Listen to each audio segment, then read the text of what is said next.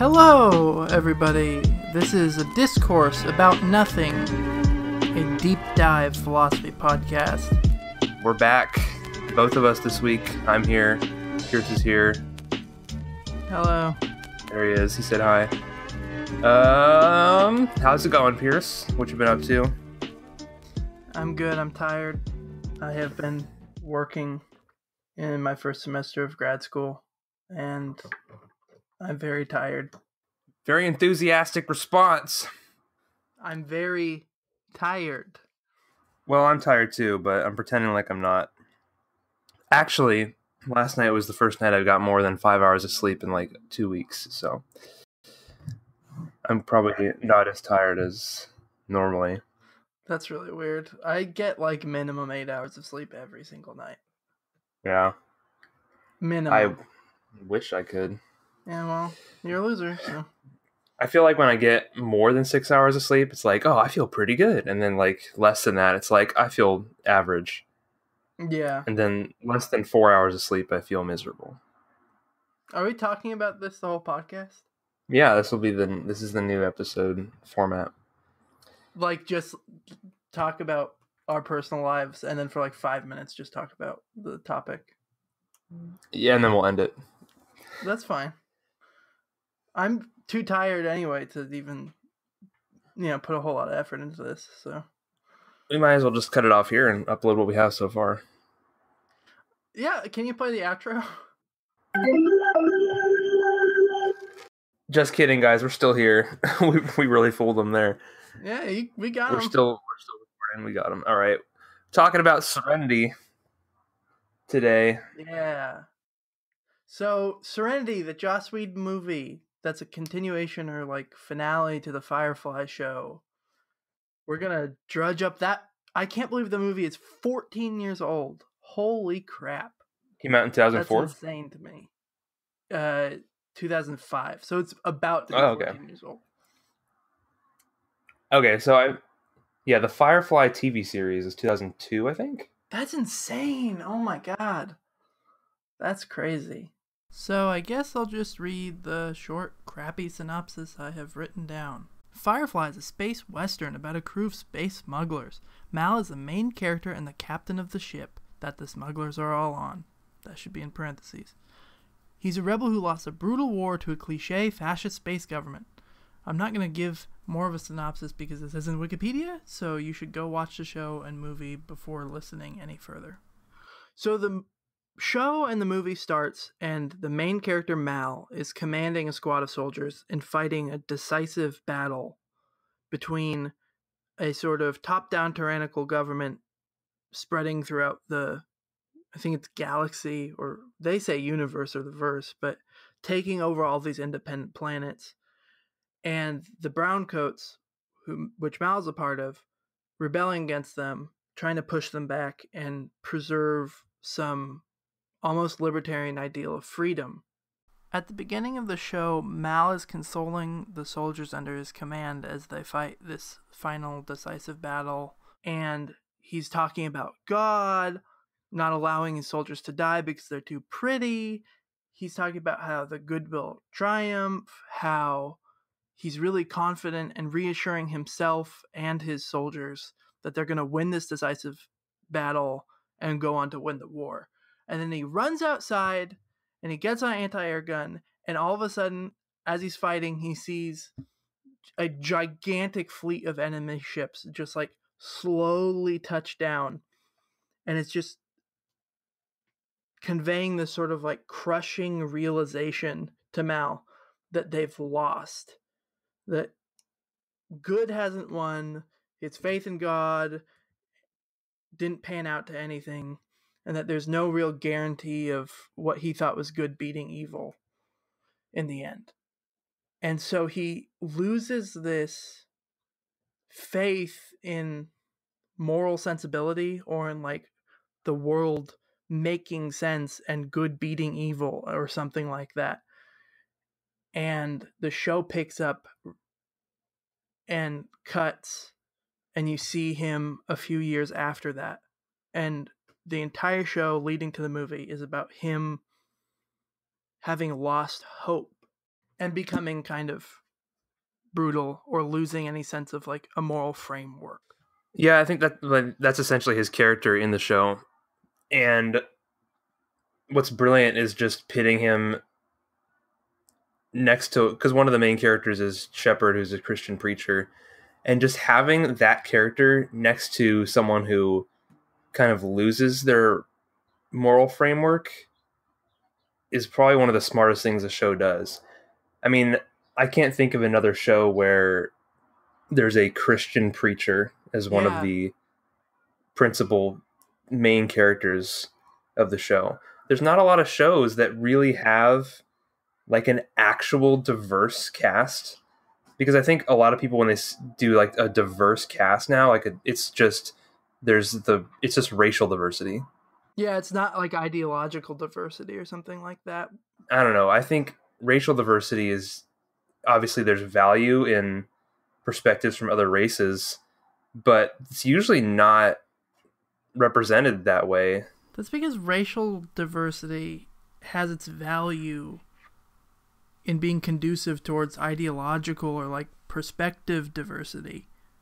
Racial diversity isn't just diversity of the skin tones of the people in the movie. It's that having those skin tones brings with it a different way of seeing the world, especially in cultures like ours where differences in skin tone equate to differences in experience. And differences in experience are valuable because they're differences in ideology or perspective, or they lead to differences in ideology. So reducing or having diversity that's just skin tone diversity does not do justice to diversity. But this show's really good about ideological diversity, like we just said. You've got the selfish characters like Jane and Mal, especially Jane, who is a brutal mercenary that's completely out for himself, completely hedonistic, completely money-driven. And then after Mal and crew picks him up, you have Shepard Book, who's a vaguely Christian, vaguely Protestant preacher or pastor traveling around. We don't really know a whole lot about the religion. That's why I say vaguely, because I don't know how much Christianity has stayed the same in this world, but it resembles it in at least the shallow ways. The best parts of the show, or at least my favorite parts, are when Shepard Book challenges Mal. And it's not so much that Book is a foil to all of Mal's plans. They agree on courses of action a lot. It's that Shepard Book is trying to get Mal to have the right moral framework or see his actions as significant. And the conflict that brings us up each time is that Book continually encourages Mal to believe in something. And that seems like a really shallow thing to say, just believe in something greater than yourself, because people are morons and don't understand what that means at all, even though Book in the movie and in the show specifically says what he means by it. And I mean, Mal's an idiot in the show too, just like a lot of the audience, because the whole conflict between him and the pastor, Shepard Book, is that Mal does not understand what Book is talking about at all. And he doesn't understand it until the movie. Yeah. Like in that scene, I just found that script, the quote from what we were just talking about, where River is like ripping up the Bible and like marking it up and crossing pages out, and Book like walks up to her and he's like, "What are you doing?" And then she's like, "Oh, the Bible's broken. Contradictions, false logistics, doesn't make any sense." And then Book's like, "Okay, you can't just do that." And River says, "You can't fit 5,000 species of mammal on the same boat, blah, blah, blah." And then Book says, "River, you don't fix the Bible." River responds, "It's broken. It doesn't make sense." And then Book says, "It's not about making sense. It's about believing in something and letting that belief be real enough to change your life. It's about faith. You don't fix faith, River. It fixes you." Yeah. And so let's get into exactly what Book is trying to encourage Mal and the audience, obviously, to do. Because it's really interesting. Joss Whedon is like a secular humanist, and obviously Book does not represent his opinion, but neither does Mal. but he's trying to communicate something to us by showing their conflict. And in the end, he's trying to communicate this more universal sense of believe in something, not just like believe in God. And I know when I first watched a show, I was just interpreting everything Book said really naively, like, oh, well, he wants Mal to believe in God. And Mal doesn't want to believe in God because Mal's like kind of a nihilist and has no moral framework. And that's really it. It's just a cool show. I was watching it really shallow. And then now that I'm older and understand it, I think it's something really interesting that I want to like analyze right now. So now after the show, flash forward to the movie Serenity. And in a lot of ways, Mal is worse off than when he was in the show. He's lost his faith and has become more self-centered and brutal. In the first like 10 to 15 minutes of the show, all of the significant members of his crew criticize him. Simon, the ship's doctor, complains that Mal only considers like what's useful to himself or his goals and has utility, and not the value or significance of individual lives. And that is actually, he complains about that right before this heist that they do, and he tells Mal that that's your only guiding star. What's of use? And Mal basically looks at him and says, well, that's just who I am. That's what I do. I just do things.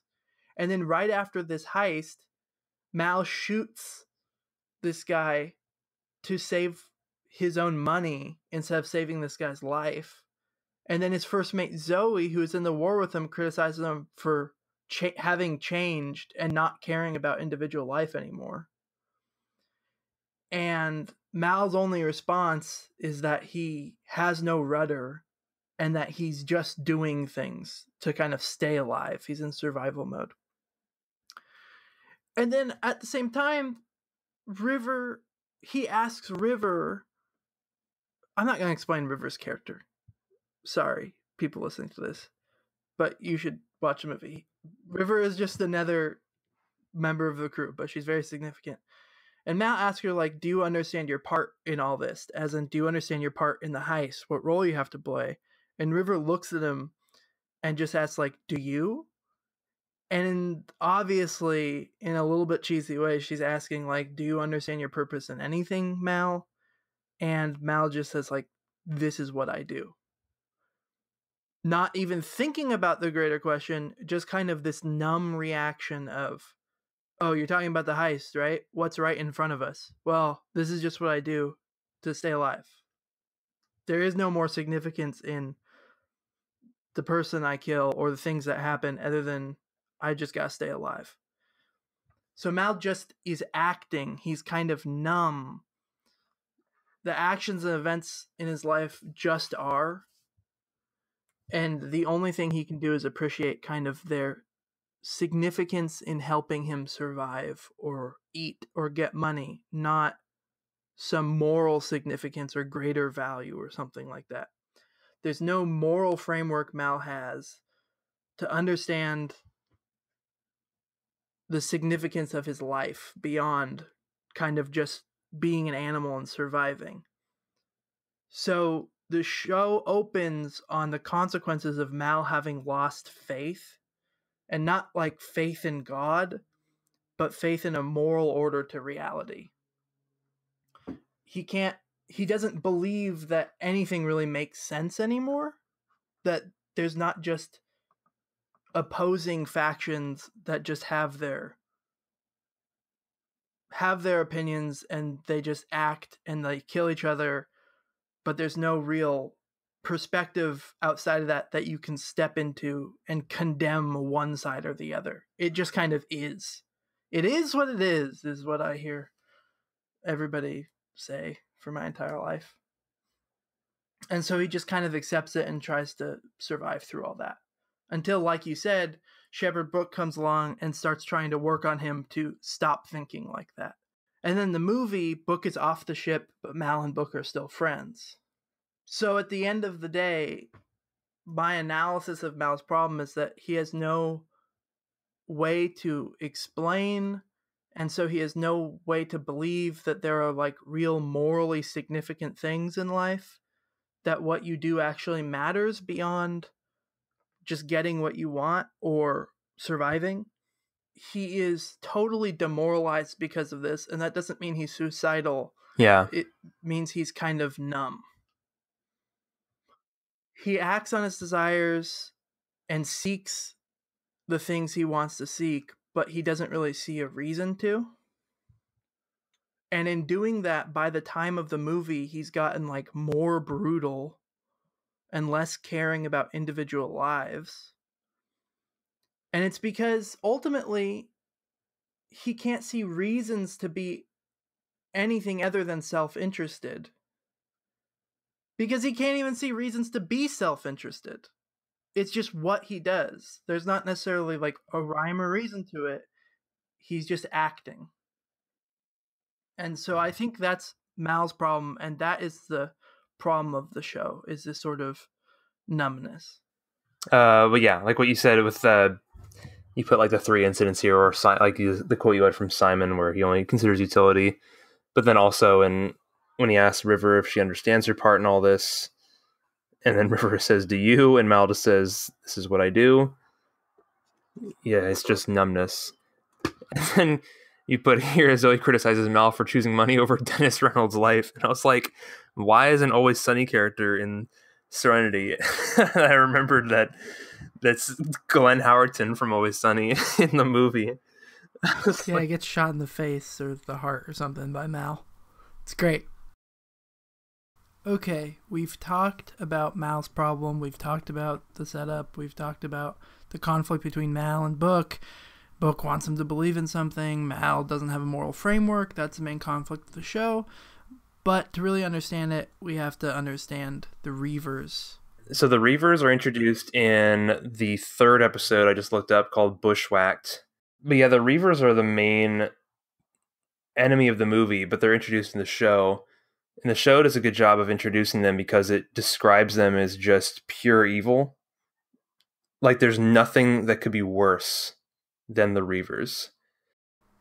They're so terrifying because they're a band of mutilated or self-mutilated roving pirates that just come in and desolate any settlements, any ships that they can, for seemingly no reason. Like, it's almost comical how just brutally evil they are. Like, it's completely unrealistic. Well, maybe not. I guess there's people who are pure evil in real life. But the fact that they are just cannibals, they just rape and murder everything and they come across. They're just, the worst kind of pirates, basically. They're really evil in the show, and then they're more present and are like the main problem in Serenity. Not the main antagonist, but the really scary main problem that moves the plot along. Jane, who is this like really hedonistic, rough and tumble, like just kind of like almost sociopath serial killer, but always justifies it to himself. Him and Mal are really acquainted with what the Reavers are. And Jane asks Kaylee, the ship's mechanic, why they're so evil. Kaylee essentially just responds that they have no goal, there is no reason why they're so evil. And she offers a theory that Shepherd Book gave her. And she says they reached the edge of the universe and saw how empty it was, and they lost their minds. So that's Book's theory, and that's what Kaylee thinks too. It's just senseless evil, and that's what you were saying. It's kind of unrealistic because most horrible things like have a reason they happen. Somebody has a goal, and they do horrible things to get to the goal. But for the Reavers, I don't even know if they would say, let's just do this. It's more just, that's what they do. And if that sounds familiar, it's because the movie's trying to get you to realize that's what Mal's starting to become. Let's just act. Eventually, they go to this planet called Miranda, and I'm trying not to spoil too much, so I'm talking generally. And they find out on this planet that the Reavers were created by this gas, and essentially the Alliance gassed this entire planet to try to breed out violent inclinations or desires in people so they can control them better and make them more civilly obedient so they could like breed out sin essentially. But what happens is the vast majority of the planet lays down and dies. They don't die from the gas. They die because it gets rid of their desires. And so getting rid of their desires, they just kind of lay down and have no more will to live. But for a small but sizable chunk of the millions of people on the planet, it increased their desires to the opposite. And I think the movie wants you to think that there are already desires there to be violent, and the Reavers kind of had that amplified. Or I think the actual more realistic thing is the gas took away their desires for social cohesion or to live well with other people. And so it took away their inhibitions and it let their animal desires kind of trump everything. And so their animalistic desires to just destroy that's within like maybe all of us were just left unchecked because they no longer have like maybe something like empathy. And so they become crazy violent and the rest of the people are unmotivated and just lay down and die. And that's the cause of the Reavers. I keep wanting to say Reapers, but that's Mass Effect. What's interesting about Serenity is that it doesn't really hide the fact that, you know, the Reavers are kind of more a plot device than characters with a real motivation. And right, they're not. They have like no minds. They're just like animals. yeah, they're just, but it works somehow. It's like, I don't know. Have you seen No Country for Old Men? Yeah, I love that movie. Yeah, like the antagonist in that movie is just, you know, pure unchecked evil with no real. I mean, that's his goal, is to be evil, basically. And it's similar to Serenity in the way that there is an actual antagonist, the operative. Yeah. But there's not like a, I don't remember what happens to the operative at the end of Serenity. He lives. Like just briefly, he lives. Okay. Yeah, he's not really the antagonist, even though he is. No, because he's just somebody with beliefs that are contrary to Mal's. He thinks that the Alliance trying to like breed out sin is a good thing. And so he's fighting to make a better world. And he really does believe it. He has a reason for acting. So the main bad guy of the movie is a person that has a belief system and reasons for doing the terrible things they're doing. But Mal, the main character that you're supposed to kind of be cheering for, is completely numb, and all of his friends and his crew realize that he's become completely numb and are complaining about it.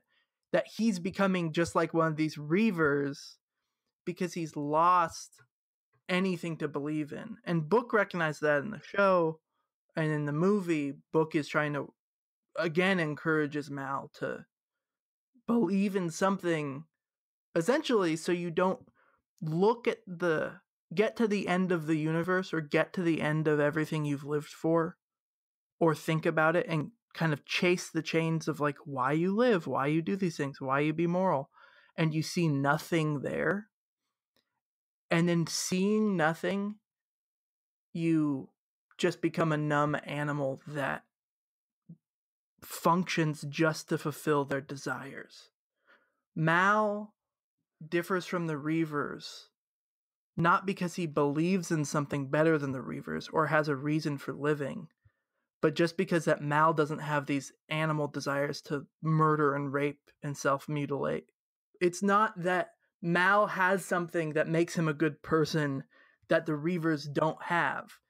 It's that Mal just happens not to have the terrible desires the Reavers do. But neither of them have a moral framework or anything to live for that inhibits them.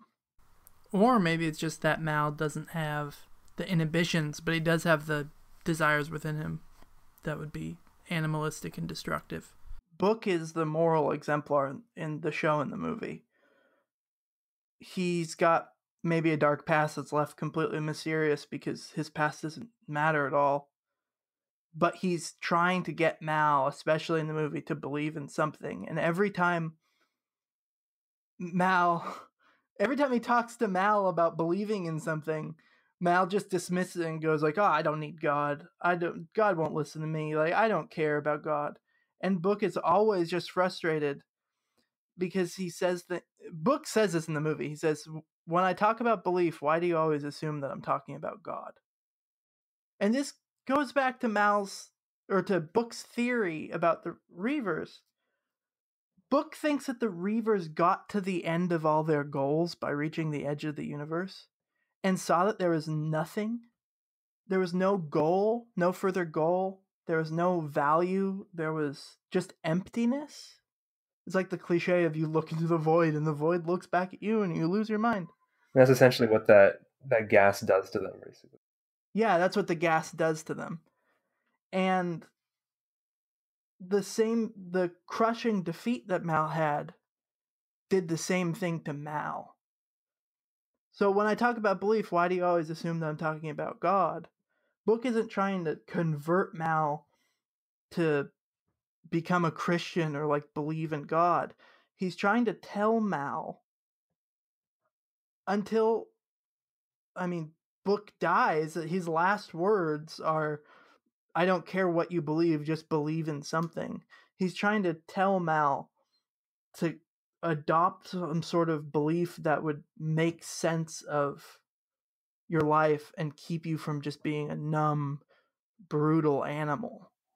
Yeah. And it isn't until Book dies that Mal realizes what Book has been saying and starts to feel the truth of what he's been trying to tell him.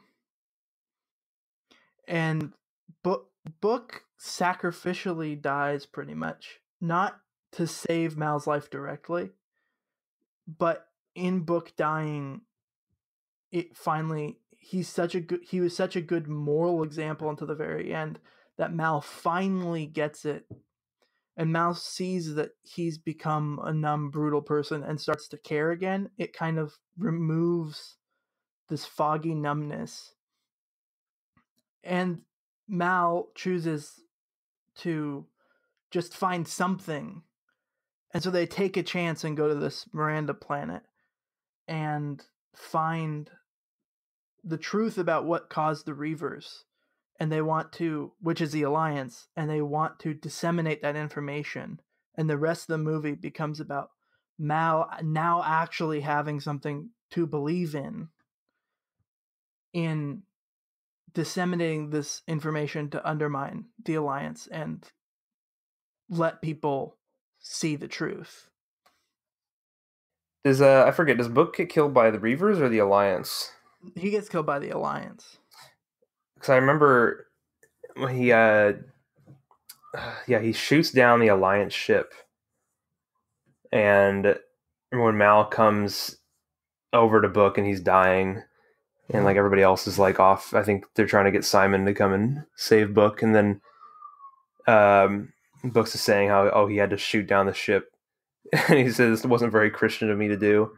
And Mal is like, yeah, but that's the right thing to do. And then Book says, coming from you, that means next to nothing. Yeah, and it's not because they disagree on like what morality is or like what's right and wrong. It's because Mal literally just has no conception of right or wrong anymore. It doesn't just mean like, oh, I won't consider your opinion because I think it's wrong. It's, I won't consider your opinion because you have no opinion. You are empty. Yeah. So Mal saying that was the right thing to do, unless he were to believe in something and change, it's just empty words to Book. And it's really interesting. I didn't realize this. The first episode where Mal has this crushing defeat, he's on an anti-air gun trying to shoot down enemy ships. And that's a moment he has a fall from faith or loses his faith in like that the world is good and that good will triumph over evil. And he becomes numb. Well, Book dies on the same anti-air gun. It's probably the same prop even. It's not literally the same one in the movie, but you know what I'm saying. It's the same sort of thing. And he dies shooting down a ship, and Mal finds him laying next to the anti-air gun, dying, and that's when he finally gets it. So Mal's loss of faith and numbness sets in on the anti-air gun, and then at the same sort of thing, the anti-air gun, Mal snaps out of it and realizes that he has to find something to believe in, which is a nice bookend to Mal's character arc. Book end. No. God. How does this all tie into the philosophy? I've been harping in the last couple of episodes about meta-ethics, right? My concern in the Witcher episodes that I explained, and also the episode responding to questions, was that you chase this chain of reasons to live, reasons to be moral, up to the very end, and you find that you have ultimate goals and values. And you ask, well, why should I even have those ultimate goals and values? Like, the ultimate goals and values are the things providing meaning or value or reasons to live or do everything else, right?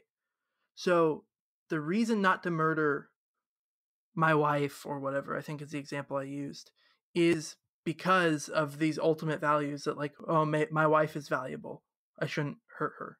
But if there's no reason to hold those, then what reason is there not to murder my wife? And so the foundations of morality, or these existential foundations of why live, if you get to the end of it, like the Reavers getting to the end of the universe, and you look at the foundation and you see, wow, there's no reason to hold that foundation. There's just emptiness and nothing to be moral, to function, to care about people rather than hurt them. It just becomes what you do, not necessarily that you have any reason to do it. And animals do plenty of things, right? But they don't necessarily have reasons to do them. So this is, again, and I hope this is the last episode that we talk about metaethics for a while, but the question is, in the movie, what can you believe in that gives your life and all of these subsidiary goals that you have meaning or value or worth? What provides the reason? And so my interpretation of what book is saying and what the movie's getting across is, you have to find some explanation or some system, some metaphysical system, like maybe the existence of God or a religion, or just a general belief in moral reality or something, that makes sense of why you should do anything at all, or the value and significance of life.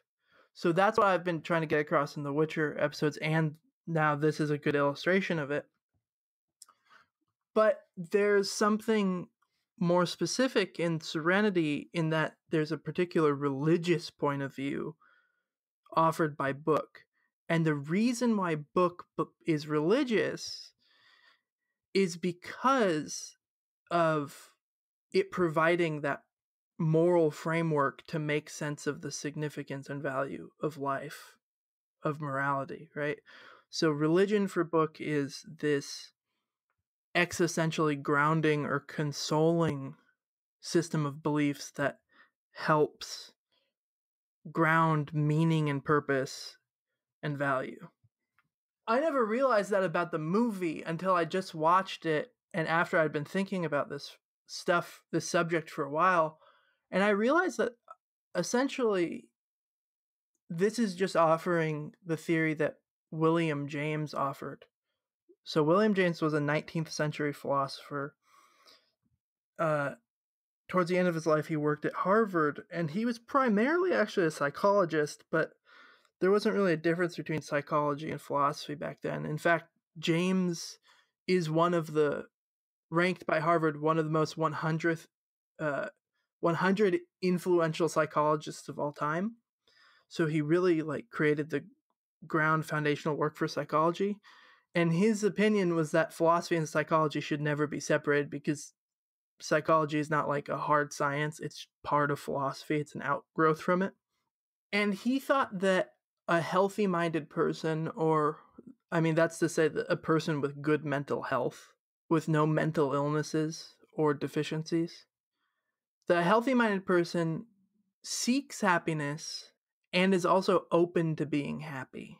So the key to mental health and like proper human functioning is you want happiness, you desire happiness, and if you could be happy, you would actually end up being happy. You're not going to reject happiness due to some cognitive dysfunction. But for James, you have to believe that the world is overall good or just. You have to believe that the world makes moral sense in order to be happy, at least for most people. There are some people, James thinks, that don't care about, it's not that they don't care about morality, it's that it doesn't bother them that they might, like, the world might be a cruel place, overall bad. But for most of us, James says something like, if you see all of your hopes, dreams, goals, desires, all of your actions in life, everything you believe, and you see that it all leads to nothing, the desire drops out, and that keeps you from being happy. In his book, Varieties of Religious Experience, is sort of like an early case study guy. And case studies are when you take particular real examples of things happening and study them to try to draw some conclusions. He gives a bunch of letters of people suffering existential angst and pain, and they all indicate this. They all say the same thing. You see that it leads to nothing and you become numb. And you just think, wow, the world doesn't make sense. Ultimately, James tries to trace that back to, you don't think the world makes sense and you see that it leads to nothing because you've had this expectation that the world is a good place overall, that despite all the suffering in the world, it's still worth living in the world. The world is still a positive entity as a whole. It's beautiful or valuable to exist in the world. The world itself is a beautiful or valuable thing. I'm saying like that in 10 different ways. But you cease to believe that, and then you see that all of your expectations, all of your desires, all of your value and worth is just gone. The foundations fall away and you're left with nothing. For most people, at least, to preserve your own mental health, you have to believe in something that makes sense of how, in the face of my mortality and the temporary nature of my life and all of the things surrounding me, and in the face of all the terrible suffering and evil in the world, you've got to believe something that makes sense of that so that you can believe that the world is still a good place. And if you don't, you'll be completely demoralized and you'll become numb. And if you don't kill yourself, you will end up becoming a numb animal like Mal did.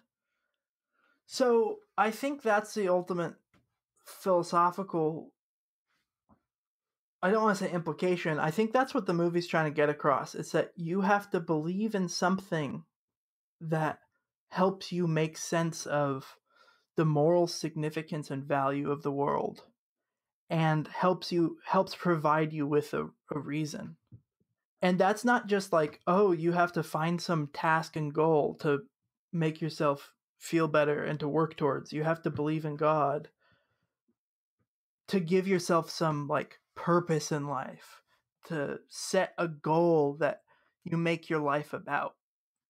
No, it's finding a framework to believe that the goal you set yourself has value and is not just arbitrary. I think every functional human being has done that. I hope so.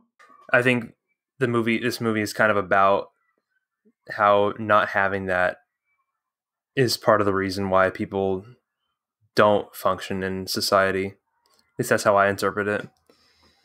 People who are not even just criminals, but people who aren't I don't know what's the word, not successful, because I mean lots of people just have unfortunate luck and unfortunate things happen to them out of their control. Believing in something can have an effect on sort of how you do in life, but I'm not even talking about like financial. I'm talking about like in the way you treat other people, in the way you carry yourself every day. Because even I think that's what Joss Whedon is trying to say actually. Because like while we mentioned earlier in the beginning of the episode and a couple times since then, he doesn't agree with sort of the religious aspect of the book character, but what he does believe in doesn't lack morality. Yeah, it's not that he agrees with religion or certain like metaphysical theories about the nature of morality or something like that. He's not religious at all, but he sees the function of faith and religion, and I'm talking more specifically now about like faith in something like God, as providing something good. It functions to serve as a foundation for your life's value, for other human beings' value. And insofar as it does that, he affirms it. Ultimately, he thinks that from when I've heard him talk, because he's invited to give lectures and talks at all these sort of like humanistic societies. The last thing I heard him talk from a few years ago about was that humanity is the source of value. So, kind of what serves as a foundation is human value. And there doesn't need to be anything really beyond that. And that's sort of what being a humanist is in rough terms. In the internet sense, not in the, traditional sense of the word, but is to kind of ground that foundation or believe in humanity itself to serve as a foundation for making sense of the significance of the world and life. And so that's one solution. You could be a humanist. Another solution would obviously, like we were talking about, to be religious and believe that God serves as sort of the source of values. Another one would be to be like a Platonist or a Neoplatonist, which is like a development of Plato's theories, and believe that moral reality exists itself and provides value. The good exists as a thing, and it's not God, it's not a person, it's not human values, it's this thing that exists independently. Or you can just become a total anti-realist about morality and think that there's no ultimate foundation for it, and that's heavily related to like a nihilism. And there's a lot of arguments in philosophy about which of those theories is the right theory, and that's sort of the point of Serenity, is that it's encouraging you to get to the point where you realize you need to adopt some theory, some system. You need to think about this. And then it asks you, it leaves open, well, what are you going to accept? What's your foundation going to be? So the numbness and the pain that Mal feels and that the Reavers have, Mal might be numb, but the Reavers are a sort of like buzzing force that if you could picture them, it would just be like this angsty buzz that just wants to get out and destroy, like a bottle of bees that you open the lid to the bees and the bees like fly out and sting you. Like that's what's inside the Reavers. For Mal, it's like a sort of numbness. This sort of pain of not having a foundation for the significance of your life or human life in general or existence is awful. And I think the people like me who have this sort of pain need to seek some sort of consolation for it or comfort to ease the pain. And that's exactly what picking sort of a theory of the moral foundations will try to do. And so the consolation of pain would usher in a sort of peace into your life to calm the buzzing aggressive bees down or to get rid of the numb pain. And that's the name of the ship, Serenity. That's the name of the movie. and that was the title of the battle that Mal lost at, was the Battle of Serenity. So everything in the show revolves around Serenity, and Mal's arc is going from losing Serenity, losing at the Battle of Serenity, and no longer having peace. And then at the end of the series, Serenity, the ship, gets destroyed in the final act, and you're like, oh man, is it all over? But then Serenity, the ship, gets rebuilt after Mal kind of like finds something to believe in. And the last shot is a rebuilt Serenity flying into space. And so Mal's regained his peace through finding something to believe in. So there's the sort of the show itself is about this sort of existential crisis that Mal's in, and finding peace, consolation, or serenity through that. I never even thought of that, how the ship being rebuilt reflects Mal's own perspective.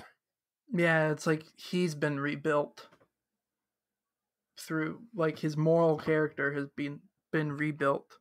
And one of the nice side effects of that is that he finally has peace. Hopefully one day I'll find peace.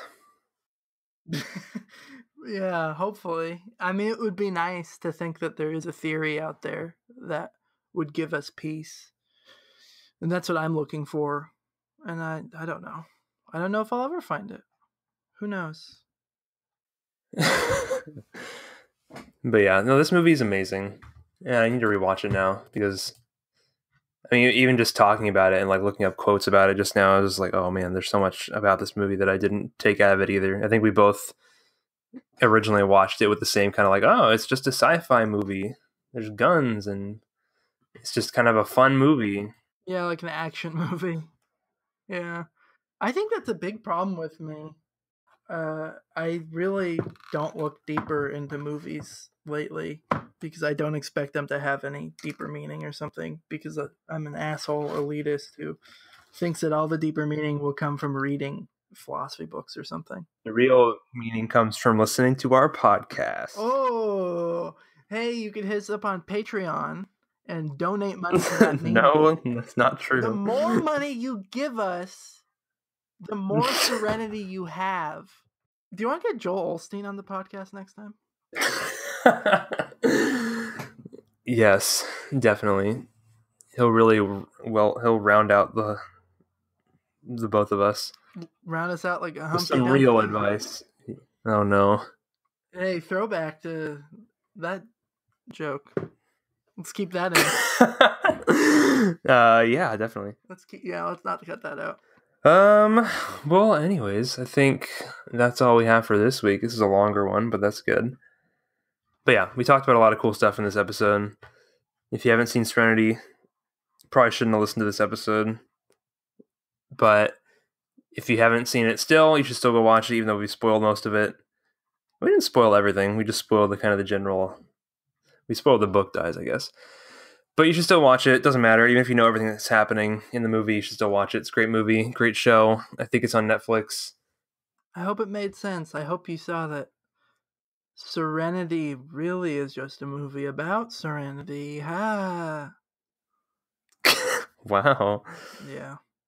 So yeah, thanks everyone for listening this week.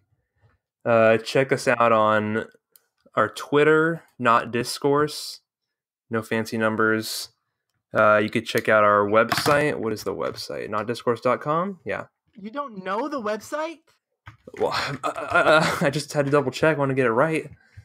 Yeah, notdiscourse.com is the website. We've got all the episodes on there, or you could check us out on iTunes or Google Play. I submitted the podcast to Spotify, and it's still not on there. I don't know what the deal is with that. Spotify sucks. Yeah. You hear that, Spotify? Whoa. Savage. But yeah, check us out. Subscribe to us on iTunes. Leave us a review. No one's left us a review yet. It makes us very sad. But we also haven't really advertised the podcast yet because we're still trying to figure it out. Yeah, send us a question on Twitter. Or even the email. I think, let's see, what's the email address so I can get it right? If you don't have a Twitter account and you still want to send a question in, nothinginDiscourse@gmail.com.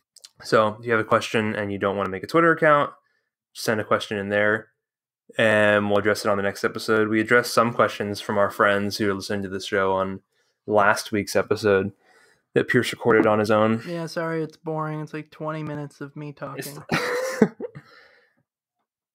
It's not boring. I'm not bored by it, but I'm also a narcissist. If you say so. I hope so. What?